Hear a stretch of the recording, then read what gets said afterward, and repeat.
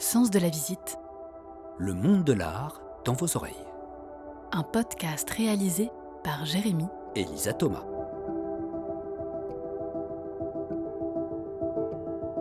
Il y a quelques semaines se tenait à la collection Lambert, en plein cœur d'Avignon, une exposition intitulée « Notre musée, une collection sentimentale ». À l'origine de ce projet qui s'est permis de bouleverser les règles de l'art, il y a un musée d'art contemporain, la collection Lambert, associé à des structures du champ social, comme la Fondation Abbé Pierre, entre autres organisatrices du festival C'est pas du luxe, et puis un artiste, Mohamed El Khatib.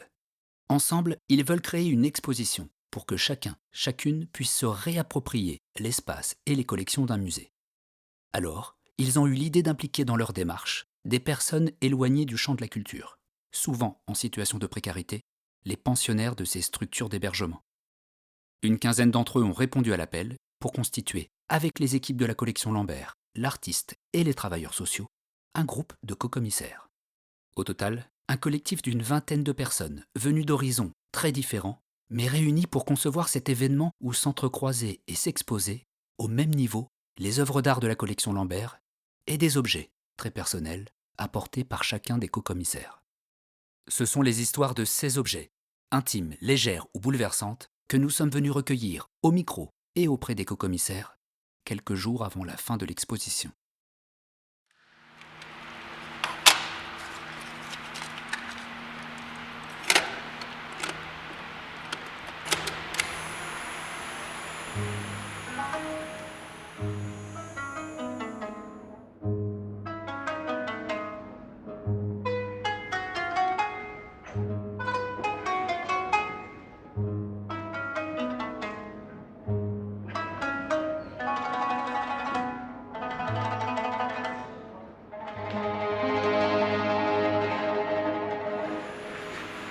Qu'est-ce qu'on entend là ? Ça, c'est les cassettes que ma mère écoutait. Et pendant longtemps, on les écoutait le temps des traversées quand on se rendait au Maroc l'été. Et puis après, à la maison, c'est Kalsoum beaucoup, Najat Tabo, Farid El Atrache. C'est ce qui a peuplé un peu notre enfance, quoi. Et c'est vrai que quand ma mère a disparu, la seule chose dont j'ai hérité un peu d'elle, c'est ce radiocassette. Et longtemps, j'ai pas voulu les écouter. Je me disais, en fait, la musique, souvent la musique de la voix comme ça, c'est une puissance évocatrice très forte et c'est toujours saisissant, quoi. Et je me suis dit, non, si tu l'écoutes, tu vas pleurer. Donc j'ai retardé pendant longtemps et puis un jour, j'ai eu envie et je me suis mis à réécouter ces cassettes. Et alors la première fois qu'on réécoute ? En fait, quand on perd quelqu'un, il me semble qu'on se souvient toujours de son visage. Ça, vous l'avez toujours en tête. Par contre, la voix, le grain de la voix, c'est quelque chose de très fragile qui disparaît et qu'on oublie.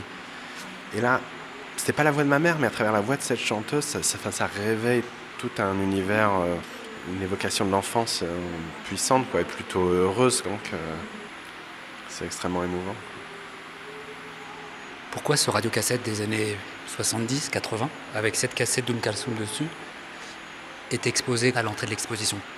Quand on a imaginé cette exposition, chacun devait venir avec l'objet qui lui tenait le plus à cœur. Un objet dont on disait qu'il a une valeur inestimable. Et pour moi, cet objet, ce vieux radiocassette désuet, qui doit coûter 20 € aujourd'hui, en fait, qui ne vaut plus rien, a une valeur affective profonde. Et on s'est demandé, avec les co-commissaires, comment on aimerait être accueilli dans un musée. Et quelqu'un a dit, je crois que c'est Philippe, moi j'aimerais bien être accueilli par une étreinte, une espèce de câlin comme ça, quelque chose de très rassurant, qui offre une sécurité affective, quelque chose de très doux, qui me permettrait de me dire, bon, ça va, je suis bien, donc je peux prendre le risque d'aller m'aventurer vers d'autres œuvres, etc. Et donc on s'est mis à chercher dans notre petit patrimoine commun, c'est-à-dire on a mis tous nos objets personnels sur une table, et on a choisi ce radiocassette parce que c'est un objet très commun, un objet banal du quotidien, et en même temps il y a la douceur de cette voix arabe mélancolique qui vous englobe. Et puis elle est à côté d'une œuvre de Campinas, qui est aussi une bande audio, mais cette bande elle est suspendue, elle flotte. Et On l'entend d'ailleurs, on entend la ventilation qui fait flotter la bande. Et elle tourne et d'un coup on s'est dit entre la musique arabe et cette espèce de danse un peu orientale, enfin il y a quelque chose de très apaisant, très doux, et on peut se laisser porter, d'une certaine façon on pose les armes, et puis on peut commencer à aller voir le reste de l'exposition. رجعونا عليك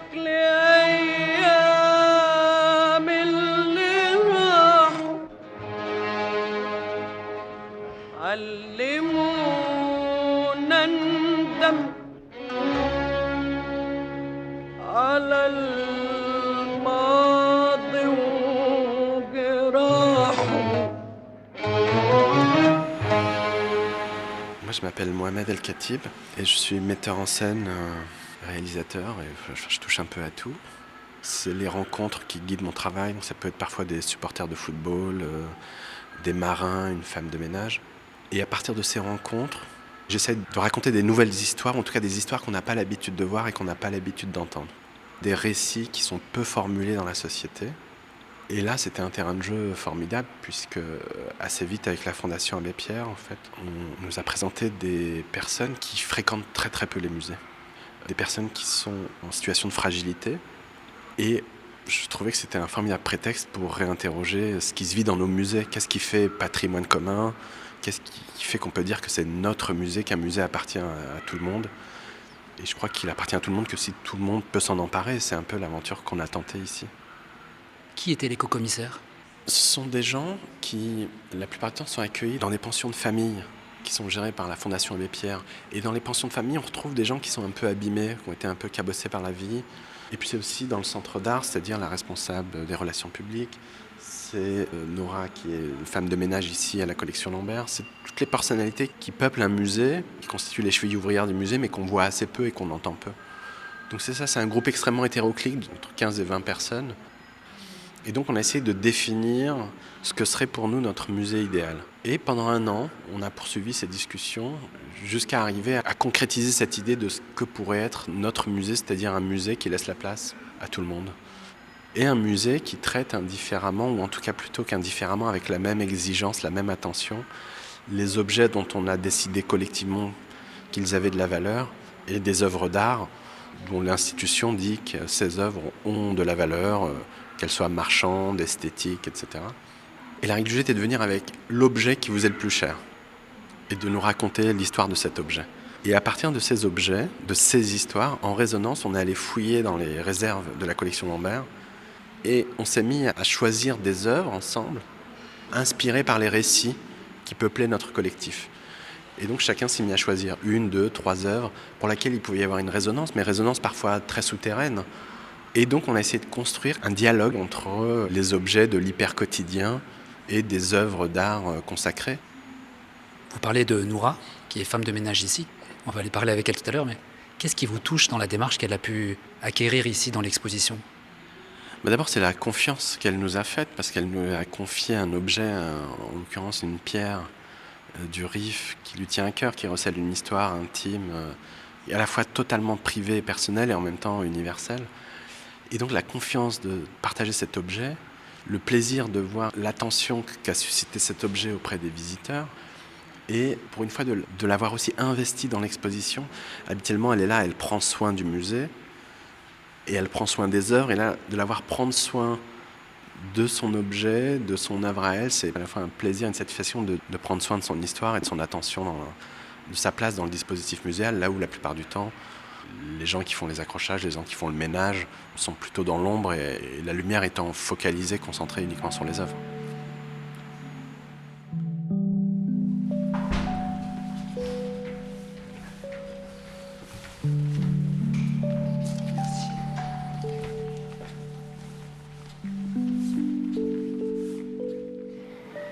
Comment vous vous appelez ?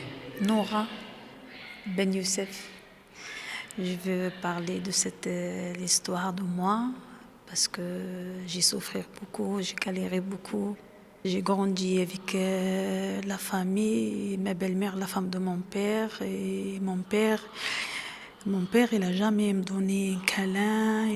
Parce que j'ai souffert avec ma belle-mère beaucoup. Et elle m'a frappé beaucoup et elle ne me donne pas le manger. Et je dors par terre. Il y a beaucoup de mes frères, ils dorment sur le truc. Moi, je dors par terre. Et je dis pourquoi mon père ne défend pas moi. Je suis sa fille. Et après, je parle avec cette pierre. Je cache tout dedans. Ma mère, ma soeur, mon père. Elle vient d'où cette pierre ? Elle vient de Maroc, de Rif. Parce que ma belle-mère, qu'elle ferme sur moi dans la cave, cette pierre, je l'ai arrachée dans le mur. Et après, j'ai commencé à parler, comment dire, il y a quelqu'un avec moi. Et moi, il n'y a personne avec moi, que la pierre. Et quand je regarde, c'est pour ça que je parle avec cette pierre. Après, comme on dit, ça va, j'ai marié, je rentrais ici, il y a tout, j'ai habillé, je mangeais, il y a tout. Franchement, mon mari, moi, quand je le trouve, mon mari, je le mets sur la tête parce qu'il m'a fait tout avec moi. Mon père, il a fait pas ça. Et j'ai souffert et mon mari, il a souffert avec moi. Après, je dis, ben ça va, je suis dans la France. Et maintenant, vous participez à une exposition. ouais. Je te dis la vérité, j'étais cachée dans le cœur et maintenant j'ai sorti tout. Maintenant, je suis bien. Vous avez beaucoup parlé avec cette pierre quand vous étiez seul Ouais. et un peu abandonné au Maroc et même maltraité. Et maintenant, cette pierre, elle est exposée. Finalement, elle parle aux gens qui viennent la visiter. Ouais. Il y a des gens, je le connais, ils sont viens ici parce qu'ils connaissent le nom de moi. Il m'a dit, c'est toi? Je dis oui. Il me dit, tu as ramené ça à le musée. Nous sommes tous contents. Je dis oui. Je dis, moi aussi, je suis contente. Même je travaille ici. Mais quand je regarde ça, je suis contente. Parce qu'il y a tout le monde qui le sait. C'est pas comme avant. Avant, je le cache tout ici. Toujours, je pleure, toujours. Mais maintenant, non. Quand je les ramène ici, je pleure pas comme avant. Qu'est-ce que vous faites ici à la collection Lambert? La femme de ménage.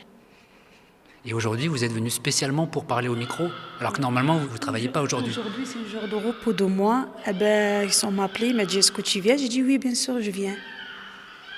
Ben, merci. De rien. Merci à vous aussi.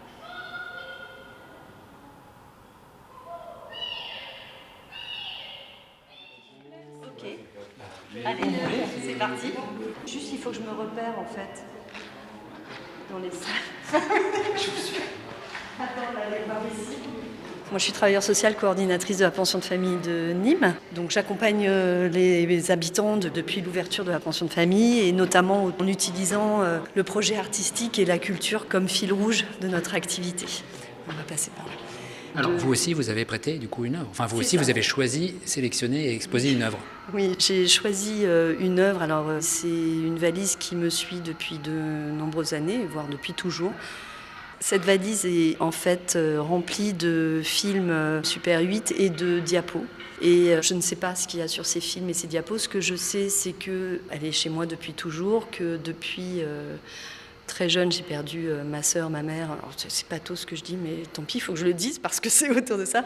Et mon père qui a suivi mes grands-parents. Enfin, je n'ai plus personne pour me raconter ce qu'il y a sur ces films et ces diapos, en sachant que les diapos, on peut regarder un petit peu comme on faisait quand on était enfant.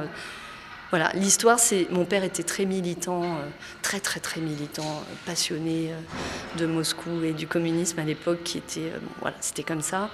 Et je me suis toujours dit que peut-être dedans, il y avait son histoire aussi autour du PC, qui a un peu détruit notre vie d'ailleurs, mais qui était tellement importante que voilà, il a gardé ça. Ou alors peut-être qu'il y a des films de ma famille, de moi, de ma sœur, de ma mère. Je ne sais pas ce qu'il y a dans cette valise. Donc l'importance de cette œuvre, c'est son histoire en fait. Elle est exposée comme si ma vie, elle était juste là dans cette valise. Et que je ne connais... c'est quand même incroyable de ne pas savoir. Et je me dis, tiens, je vais le garder comme un petit cocon et sans vouloir le voir. Et à la fois, je me dis que peut-être à la fin, on va essayer de le voir parce que quand même, ça me questionne.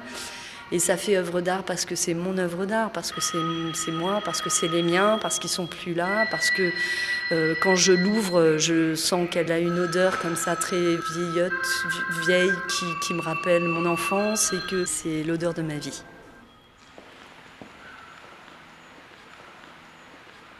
Et alors vous, qu'est-ce que c'est? C'est une croix de Camargue qui appartenait à mon grand-père et qui était à l'entrée d'une cabane de gardiens qu'on avait prédémarrée en petite Camargue et que j'ai récupérée avant que la maison soit vendue et qui m'a toujours suivi dans mes différents appartements depuis que je suis étudiant. Je trouve qu'elle est un peu incongrue, qu'elle parle très bien ici avec notamment les photos de Nan Goldin qui sont à côté, qui sont prises dans les catacombes, qui montrent des squelettes ou des objets liturgiques. Stéphanie Bars, directeur artistique de la collection Lambert, est co-commissaire de cette exposition. Il y a un festival à Avignon qui s'appelle C'est pas du luxe, qui permet de donner accès à la culture à des gens qui n'y ont pas accès habituellement, mais pas seulement par des politiques tarifaires de gratuité, etc., mais plutôt en se disant qu'il faut que les gens participent à des processus créatifs. Et la Fondation Abbé Pierre, qui est très présente dans l'organisation de ce festival, est venue nous voir pendant le deuxième confinement du Covid et nous a dit comment vous voudriez participer à cette chose-là. En l'occurrence, c'est tout ce qui m'intéresse, de répondre à ce genre de projet. Et ils sont venus sans trop savoir. Et dans la première réunion avec Tiffany Romain, qui s'occupe des publics, et avec ses équipes, on a tout de suite, de manière hyper spontanée, répondu que si on devait participer, ça devait être du point de vue de ce qu'on est, c'est-à-dire dans un producteur d'exposition.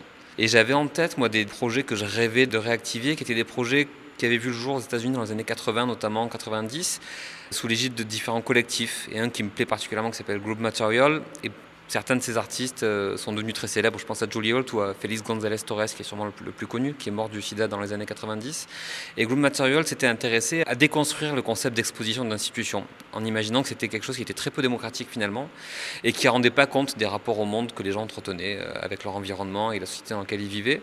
Et ils avaient fait une expo qui s'appelait The People's Choice, donc le choix des peuples ou du genre, à Soho, à New York, en plein moment où ça se gentrifiait et où les pauvres se faisaient chasser. Et ils avaient dit aux habitants du coin, voilà qui on est, des artistes, animateurs sociaux, travailleurs. On est là, vous nous avez vu faire des expos, donner des cours de lecture à des enfants le soir, projeter des films. On aimerait faire une expo avec vous tous du portrait en fait de notre communauté. Ils avaient demandé aux gens d'apporter tous les objets qui leur étaient chers, en leur disant, si ça a un sens pour vous, ça en a pour nous, et on fait une exposition à partir de ça. À force de bouche à oreille et de porte à porte, parce que ça a été dur, ils ont réussi à investir les gens du quartier et à la fin c'était une espèce d'amas d'objets qui a donné lieu à une exposition où tout le monde est devenu commissaire de l'exposition et a choisi quels objets allaient représenter le mieux le quartier. Et je me suis inspiré de ça en proposant à Mohamed El Khatib et aux différentes équipes de prendre ces manières de faire comme un peu un modèle. Et du coup, on s'est mis à aller dans l'aventure de recruter des co-commissaires auprès de ces pensions de famille et maisons d'hébergement et de leur dire retrouvons-nous autour d'un projet d'exposition singulière, exposer la collection d'Yvon Lambert, mais faisons-le avec un préalable qui sera se rencontrer autour d'objets que nous amenons, qui sont des objets chers, qui trimballent nos histoires personnelles. Et partons de ça pour essayer de se demander quel projet pourrait voir le jour. Qu'est-ce que cette expo en particulier elle a pu apporter à la collection, le lieu, à votre façon d'exposer ou à votre façon d'organiser des expositions?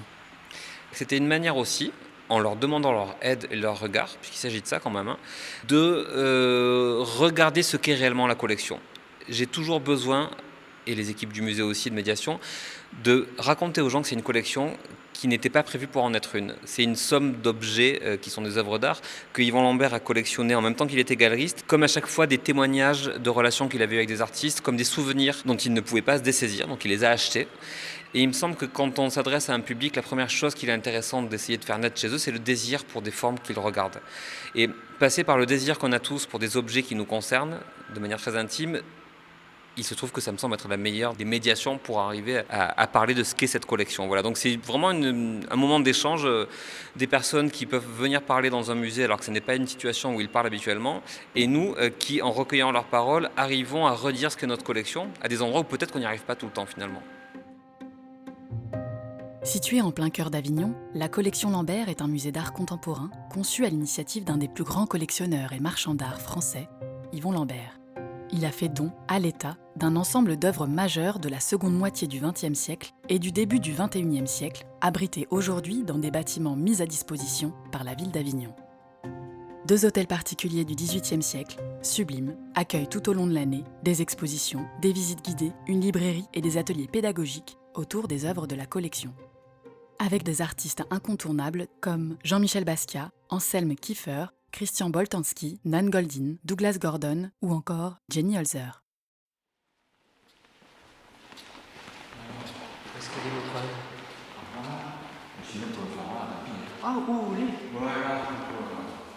Déjà, comment vous vous appelez?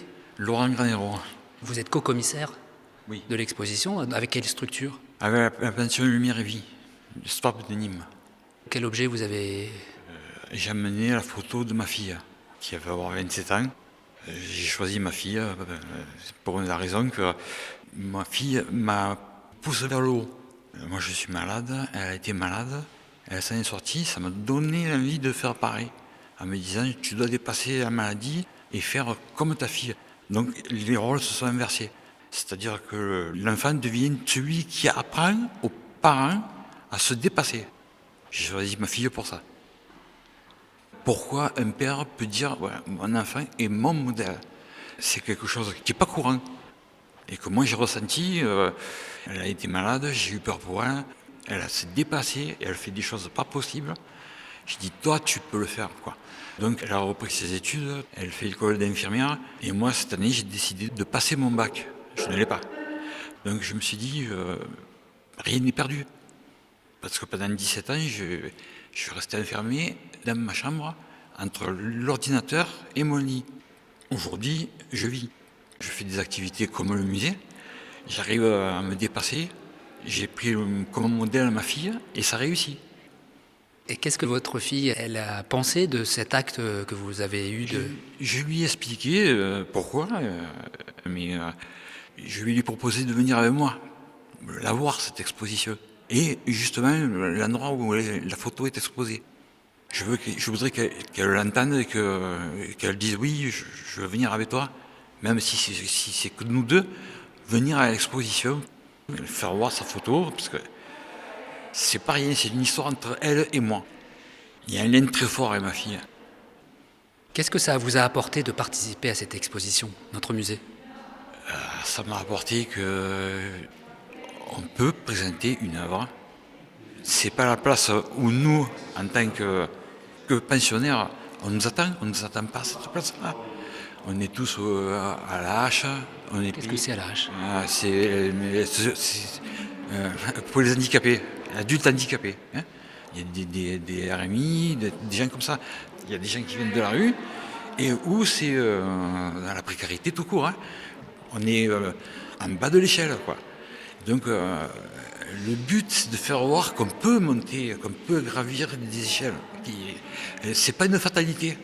Il faut y aller, il faut oser, il faut dire merde au système, quoi. Voilà. Quel souvenir vous allez garder de cette expérience? Un très bon souvenir, je ne m'attendais pas à faire ça. Vraiment pas, vraiment pas. De toute manière, depuis que je suis à Nîmes, à Lumière et Vie, la maison relais de Lumière et Vie, je fais des choses, je ne m'attendais pas à ça. Pas du tout, pas du tout, pas du tout. Vous voulez voir la photo? Eh ben oui, allons-y.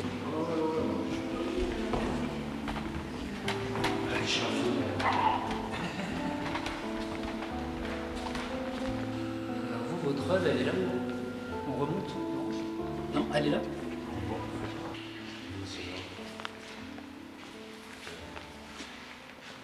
C'est mon grand-père. En fait, ça, c'est mon grand-père avec son collègue Marcel. C'est une photo qui a été prise du quai en face. C'est là que j'ai pêché des heures, mais des heures à pêcher. Moi, j'ai vécu un truc avec mon grand-père sensationnel. Où est-ce que c'est cette photo? Ça, c'est à Saint-Didier-sur-Chalaronne, c'est à côté d'ici, en fait, c'est pas loin. Mais des barques comme ça, il n'y en a plus. Il était toujours comme ça, lui, dans son bateau. On le reconnaissait à la casquette. Et moi, en fait, je me souviens, oui, j'avais quoi, 3-4 ans, peut-être. Et ben, j'étais assis entre les genoux de ma grand-mère pendant que mon grand-père posait les filets de pêche. Et j'ai passé toute ma vie là, dans ce bateau. Après, c'est beaucoup de souvenirs qui remontent. Bon, c'est comme ça. Donc là, c'est votre grand-père au premier plan. Ouais, Lucien, Benoît, et là c'est Marcel, monsieur qui s'appelle Marcel. Qui a pris la photo? Bah ça, je ne sais pas. Non, je sais pas du tout qui c'est qui a pris la photo. Peut-être la fédération départementale des chasseurs, peut-être. Pourquoi vous avez choisi cette photo? Bah parce que cette photo, elle me parle. Et au début qu'on a fait le projet, lors de la première rencontre, Tiffany et Stéphane, il nous a dit un objet qui vous tient à cœur. Et moi, quand je suis arrivé chez moi, elle était masquée entre les livres. J'ai dit, c'est ça que j'emmène. Ouais. Mais j'ai passé au moins presque 30 ans là, dans le bateau, au moins 30 ans. Mais il n'avait pas le sourire comme moi. Il n'a pas trop le sourire, grand-père. Si vous pouviez expliquer à votre grand-père que maintenant sa photo est exposée dans un musée, d'après vous, qu'est-ce qu'il penserait? Bah, je pense qu'il y croirait pas déjà. Et puis moi j'ai toujours dit, ce que j'ai gagné le plus en faisant l'expo, mais notre musée, c'est d'avoir la tête à mon grand-père au musée. Parce qu'à chaque fois quand je me vois, quand je suis à côté de la photo, Ça veut dire quoi? Ben, ça m'émeut et puis j'arrive pas à le regarder encore. Quand je suis arrivé, le jour de l'inauguration, quand je suis arrivé là-bas, il y a une dame, elle m'a dit, mais pourquoi tu t'approches pas? J'ai dit, je peux pas. C'est trop... C'est trop fort. Ouais.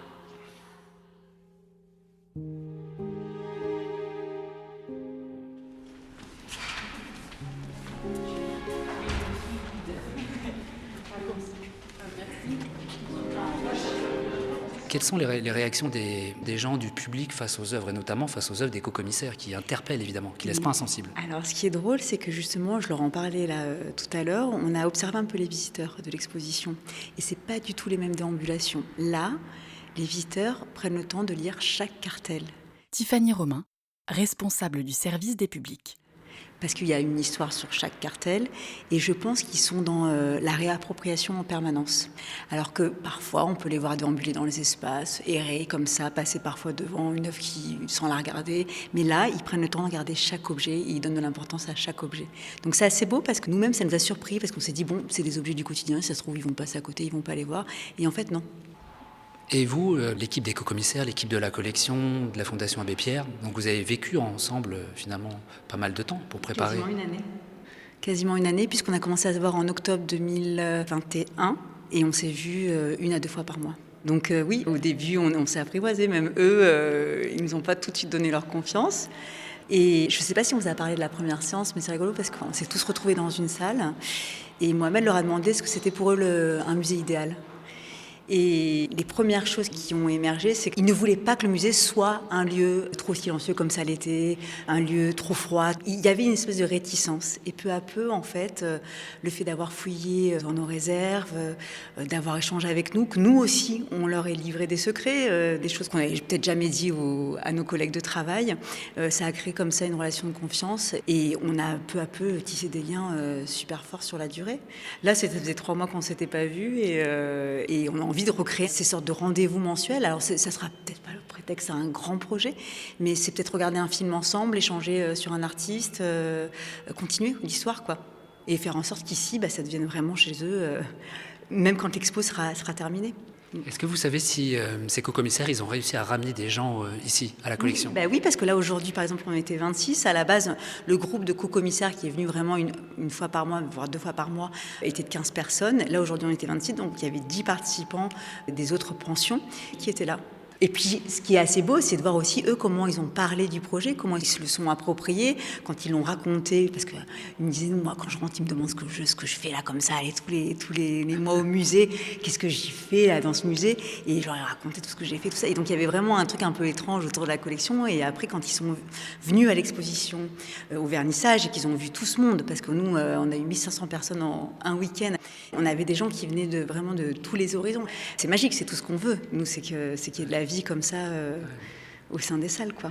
Je sais que les co-commissaires, ils étaient assez impressionnés quand ils sont venus, ils m'en ont parlé, ils étaient assez impressionnés le jour du vernissage en découvrant leurs œuvres. En fait, j'ai l'impression qu'ils n'avaient pas réalisé avant le vernissage. Mais ça, moi, Aurègue d'en parler, c'était hyper émouvant parce qu'ils ont senti qu'on ne s'était pas foutu d'eux. Et j'ai trouvé en fait que... ils ont compris qu'on avait mis leurs objets au même rang que les œuvres d'art d'Yvon Lambert ou que du Mucem ou de l'Hôtel Agar. Et que pour nous, on avait tellement été reconnaissants de cette confiance qu'il fallait que ça soit présenté sur des socles, qui ont d'ailleurs été réalisés avec le village à Cavaillon. Donc jusqu'au bout, on a voulu qu'il y ait cette exigence pour les objets qu'ils nous avaient confiés. Ça c'est sûr, on a fait des fiches de prix, on les a assurées comme des œuvres d'art, on a joué le jeu du début à la fin.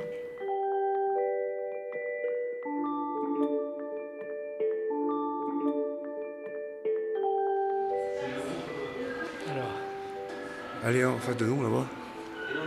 Ils l'ont mis sous une cloche, j'étais un peu émerveillé de le voir comme ça, en fait, quoi. Parce que je ne m'attendais pas du tout à ça, quoi. Je me rapproche de vos objets parce que du coup, j'ai pas mes lunettes. C'est des bagues? Ouais. Oui, c'est vraiment des bagues, des chevalières. C'est un cadeau d'anniversaire, toujours de la même personne en plus. La personne qui me l'a offert, je crois que c'était plus sa passion en lui, en fait, quoi. Les têtes de mort et tout. Et comme il aimait bien, allez, je vais en payer une pour son anniversaire. On va faire 2 fois, chaque fois pour une bague pour mon anniversaire. Mais comme ça, elles sont jolies, quoi. C'est la première fois que quand même je les vois comme ça, c'est pour ça. C'est quelque chose que j'ai depuis longtemps et tous les jours, j'ai une table devant la maison et ils sont toujours posés là. Pas facile. Et là, ça fait depuis que je les ai lâchés là et elle manque un peu quoi. Ah, elle vous manque? Ouais, j'ai fait le manque quoi. Quand je fume une clope le soir, ils sont posés là. Je regarde, on discute tous les deux des fois. Voilà. Moi aussi, ouais, c'est quand même mon pote quoi. Je suis seul dans ma chambre et puis des fois je parle avec lui quoi. Pas longtemps mais bon, ça fait du bien. C'est ma famille quoi, un peu. Ouais, je suis content de les voir. Comment vous vous appelez et vous venez d'où? Je m'appelle Monsieur Casimir Fabrice et je viens de la pension de l'atelier de Montpellier. Alors qu'est-ce que vous gardez en mémoire de ce projet, vous, de votre participation? Qu'est-ce qui vous a marqué? En fait, le projet, je ne voyais pas du tout comme ça quoi, en fait. Quoi. C'est bien. C'est la culture, quelque chose que je ne connais pas du tout. Donc, ça fait plaisir à venir dans un musée, chercher, voir, aller chercher ailleurs, dans les greniers de chez eux et tout, aller voir des choses phénoménales. C'est instructif, quoi, en fait. Quoi. C'est quelque chose que je n'ai jamais fait de ma vie. Quoi. Je n'ai jamais été attiré, ou personne ne m'a montré, ou personne ne m'a fait voir, ou il n'y avait personne de passionné. Mais j'en suis content, quoi.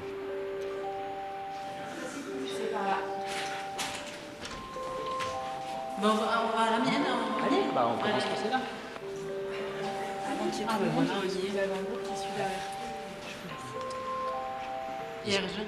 La Vierge, ma Vierge Marie, ça c'est moi qui l'ai apporté comme objet. C'est un souvenir de Lourdes, un voyage, parce que j'ai la foi.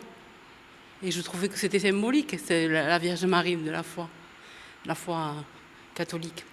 Et puis, c'est un objet qui est fait à des milliers, des millions de même d'exemplaires. Alors c'est symbolique pour moi de la foi. Ça réunit en fait tout le monde. C'est comme si c'était un objet démocratique. C'est donné à tout le monde. Et c'est en même temps quelque chose de sacré, qui représente le sacré. Voilà. Et c'est une vierge auquel j'ai été confrontée quand j'étais toute petite. J'ai été élevée par des sœurs. J'avais pas de famille, donc j'ai été élevée par des sœurs. Et donc, c'est très, très symbolique, mais en même temps, c'est très, très prégnant dans mon histoire, d'enfance et d'adulte aussi. Voilà. La figure de la Vierge, elle vous a aidé? Elle m'a beaucoup aidée, oui. Elle m'a apporté une foi, mais une foi quand même bien terrestre, hein, qui est ancrée dans le monde actuel, qui est moderne. La Vierge Marie, le symbole de la mer et de la mer sacrée. Comment vous vous appelez? Laure. Et avec quelle structure vous avez participé à l'exposition comme co-commissaire? En fait, j'étais dans une pension de famille qui se trouve à Montpellier. Et alors, qu'est-ce que vous gardez en mémoire de toute cette exposition à laquelle vous avez participé? Je trouve que c'est très touchant, ça touche à l'intime, parce que chaque histoire est singulière, mais en même temps, elle nous réunit, parce qu'elle nous touche dans notre intimité. C'est quelque chose d'anodin, un objet, mais en même temps, ça a une histoire qui est parfois lourde, parfois légère, mais ça a une histoire. Et c'est un lien d'humanité, en fait, tous ces objets, entre nous. C'est quelque chose qui nous relie. Et en plus, quand on ne connaît pas les autres, par cet objet, on va vers l'objet et on va vers la personne qui le détient, quoi, qui raconte son histoire. Et c'est touchant. Voilà. Merci beaucoup. Je vous en prie.